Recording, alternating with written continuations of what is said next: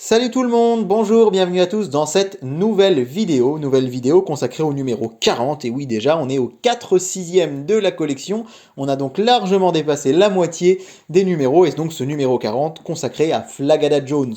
Flagada Jones est un personnage que vous connaissez forcément, si comme moi vous avez grandi dans les années 90, avec la bande à Picsou. Alors effectivement c'est assez original, puisque déjà dans ma dernière vidéo de présentation de la collection Mickey, Donald et compagnie, nous avions Donald des Trois Caballeros, qui a quand même l'originalité, on peut le dire, hein, d'être un personnage de film, alors que c'est une collection qui d'habitude fait plutôt la part belle aux comics. Et bien là c'est la même chose. C'est vrai que c'est assez original, puisque Flagada, ce n'est pas un personnage qui est né dans les comics Disney, mais il est né dans la fameuse série, la bande à Picsou, série de 1987 qui était diffusée, notamment quand j'étais enfant sur TF1 le dimanche matin dans Disney Parade, je crois que c'était le nom de l'émission ou quelque chose comme ça.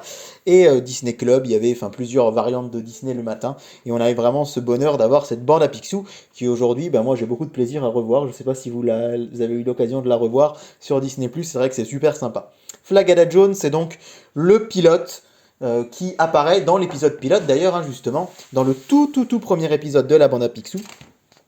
Et c'est un personnage donc très très emblématique. Il s'appelle Launchpad dans la version originale et il apparaît donc dans ce tout premier épisode qui s'appelle Les Trois Canards du Condor. Et donc c'est un personnage hyper attachant puisque c'est un aviateur, on va dire, qui va être un petit peu maladroit. C'est un casse-cou mais à qui il va arriver parfois quelques bricoles. Il va lui arriver plein de choses, plein d'aventures. Et en fait, voilà, il a été créé pour ce pilote parce que le créateur de la série avait vu à l'époque un film qui s'appelait Les Aventures de Jack Burton dans les griffes du mandarin en 1986 pour les cinéphiles. C'est un film du grand John Carpenter qu'on connaît tous si on s'intéresse un petit peu au cinéma. Et il avait été vraiment séduit par le personnage de Kurt Russell, qui est une sorte de anti-héros aventurier. Et il s'est dit, bah tiens, ça ce serait une super idée pour la bande à Picsou. Et donc DuckTales en version originale, il va donc créer ce Flagada Jones. Flagada Jones qui va être hyper populaire. Il a même été un temps imaginé, on avait pensé peut-être lui consacrer carrément un spin-off. C'est dire à quel point ce personnage était vraiment très populaire. Il est notamment apparu dans la série DuckTales, je l'ai dit, mais aussi dans le film, La bande à Picsou, Le Trésor de la lampe perdue. C'est un film très connu, multi-rediffusé à la télé, sur les chaînes du groupe M6 en général, particulièrement au moment des fêtes de fin d'année. Et on le voit également dans Mister Max, Mystery Max, que vous connaissez sans doute. D'ailleurs, ça aurait pu être vraiment bien une figurine. Là, vous voyez, une petite impro, ça me vient d'un coup. Là, je me dis que ça aurait pu être vraiment très sympa.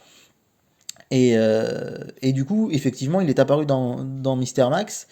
Et également, on avait imaginé voilà, qu'il pouvait apparaître dans plein d'autres séries, notamment dans Super Baloo. Ça aussi, c'était une série qu'on regardait à l'époque. Et il s'est baladé de série en série. Du coup, il est devenu hyper populaire.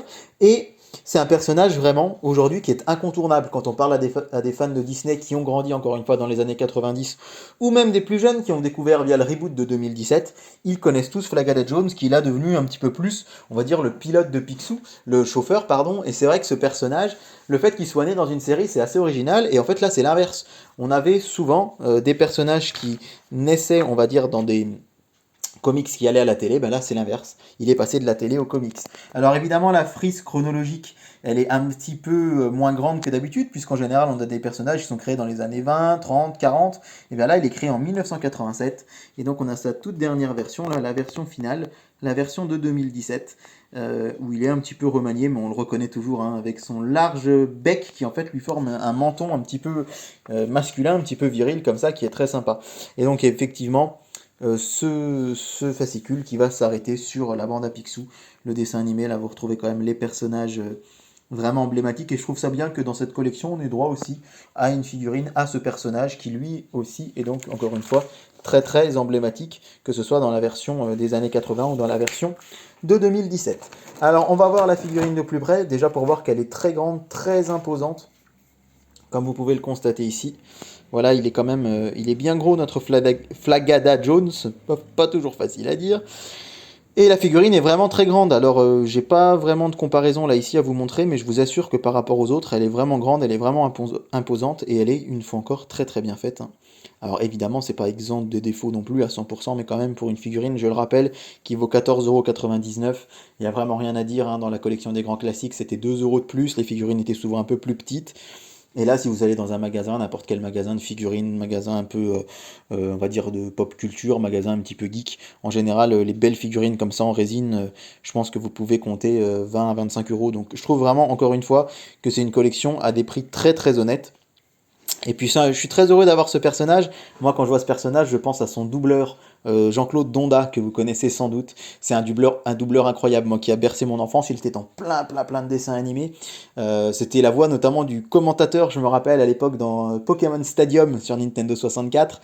Il était également voix dans les Babalou. Je sais pas si vous vous souvenez de cette série qui mettait, c'était un peu le Toy Story à l'époque en 2D, ça passait sur France 3, qui disait que la nuit, eh bien, il y avait la brosse à dents qui se réveillait, le réveil, etc. C'était assez fou, allez voir si vous avez l'occasion.